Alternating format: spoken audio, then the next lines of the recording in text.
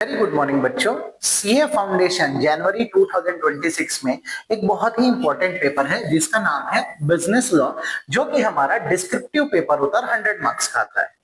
अब exam near by है तो कुछ इंपॉर्टेंट चीजें हैं जो आपको एग्जाम के हिसाब से ध्यान रखनी चाहिए। तो आप जैसे अभी रिवीजन स्टार्ट करें, मान लो आपके पास 2 ही दिन है, तो आप किस सीक्वेंस में जैसे इसकी पढ़ाई करेंगे, तो आपको क्या करना चाहिए। सबसे पहले ना Indian partnership act 1932 and sale of goods act 1930 पे ना ज्यादा फोकस करना चाहिए, क्योंकि जैसे आप क्वेश्चन पेपर देखेंगे तो क्वेश्चन पेपर में डिफरेंट कॉम्बिनेशंस होते हैं क्वेश्चंस के, तो उसमें ज्यादातर जो वेटेज वाले क्वेश्चंस होते हैं वो सेल ऑफ गुड्स एक्ट और इंडियन पार्टनरशिप से आते हैं। अगर एक अप्रोक्सीमेट वेटेज बताऊं तो आपको अराउंड 30 मार्क्स तक तो Indian partnership act and sale of goods act अगर आप अच्छे से करके जाते हैं तो आप यहीं पे स्कोर कर चुके होंगे। तो आप भी जब अपना रिवीजन स्टार्ट करें, सबसे पहले फोकस करें Indian partnership act 1932 and sale of goods act पे।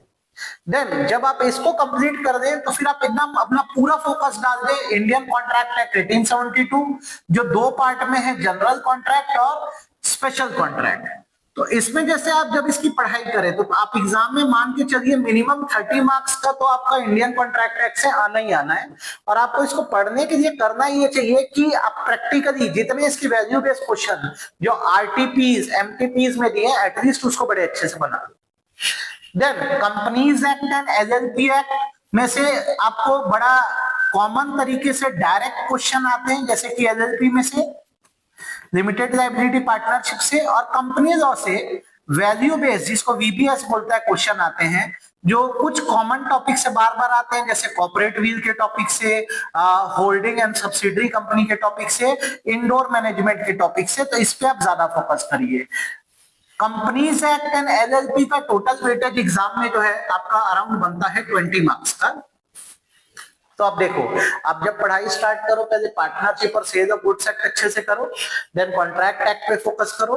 2 में जब आपका बहुत अच्छा कॉन्फिडेंस बन जाए तो कंपनीज एक्ट एंड एलएलपी आप कंप्लीट करो। एलएलपी में से आपको डायरेक्ट क्वेश्चन ज्यादा आएंगे और कंपनीज एक्ट से आपको डायरेक्ट एंड वैल्यू बेस्ड दोनों तरह के आ सकते हैं। Then negotiable instrument act exam में अराउंड 15 मार्क्स का आपका वेटेज कंटेन करेगा।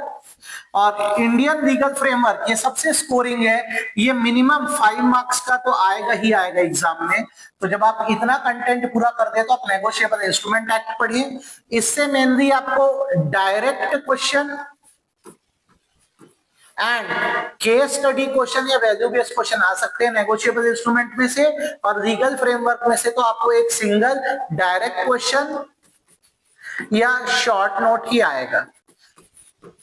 तो आप इसी सीक्वेंस में पढ़िएगा, पहले इंडियन पार्टनरशिप एक्ट पढ़े, फिर सेल ऑफ गुड्स एक्ट पढ़े, दोनों को पेयर में एक दिन कंप्लीट करें। देन कॉन्ट्रैक्ट एक्ट, फिर कंपनीज एक्ट एलएलपी पेयर में पढ़े, उसके बाद नेगोशिएबल इंस्ट्रूमेंट एक्ट पढ़े और लीगल फ्रेमवर्क पढ़े। हमको ऐसे पढ़ाई करनी है। एग्जामिनर आपसे क्या एक्सपेक्ट करता है, तो आपसे वो कुछ बातें एक्सपेक्ट करता है, जैसे कि आप करेक्ट आंसर और करेक्ट कंक्लूजन लिखो, बातों को बहुत ज्यादा घुमाओ मत, जो आंसर है करेक्ट आंसर होना चाहिए। सेकंड, वर्ड्स पे टू द पॉइंट रहो, जैसे स्टडी मटेरियल के वर्ड्स है एग्जाम में आपको वैसे ही वर्ड लिख के आने हैं, तो आप प्रॉपर स्कोर कर पाओगे। बहुत ज्यादा जनरल वर्ड्स एग्जाम में मत डालो। सेक्शन आता है तो बहुत अच्छा, अदरवाइज सेक्शन लिखना नेसेसरी नहीं है, ये आईसीएआई ने खुद बोला है। तो आप इस बात का ध्यान रखना, आपको सेक्शन आता है तो आप सही लिखो, नहीं आएगा तो गड़बड़ हो जाएगी। आप गलत सेक्शन मत लिख के आना, आप उसकी जगह विथ रेफरेंस टू जो भी एक्ट है वो एक्ट लिख सकते हो। रेस्ट आप स्टडी मटेरियल को बहुत अच्छे से पढ़ो। एसएम स्टडी मटेरियल, आप जितने भी एमटीपीज आए हैं, mock test paper, PYQ previous year question papers, और जितने रिवीजन टेस्ट पेपर आरटीपी हैं, ये आप अच्छे से बना लीजिए। आपका एग्जाम बहुत अच्छा जाएगा। All the best.